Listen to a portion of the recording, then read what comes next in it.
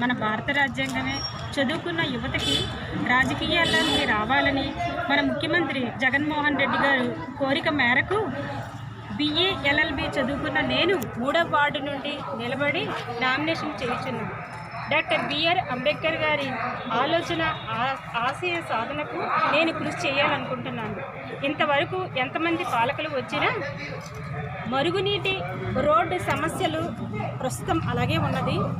అయితే అందరూ గెలిపించినట్లయితే 3వ వార్డు అభివృద్ధికి నేను కృషి చేస్తానని హామీ ఇస్తున్నాను. వార్డుల్లో మహిళలకు కమ్యూనిటీ హాళ్ళు, రెగ్యులర్గా ఆరోగ్య కేంద్రాలు, డ్రైనేజీ నిర్మాణాలు, హాస్టళ్ళు, పాఠశాలలు, మన అంబేద్కర్ గారి కళ్యాణ మండపం కూడా నిర్మించడానికి ప్రయత్నిస్తానని ఈ 3వ వార్డు నామినేషన్ చేస్తున్న SV శైలజ విన్నపం చేస్తున్నాను.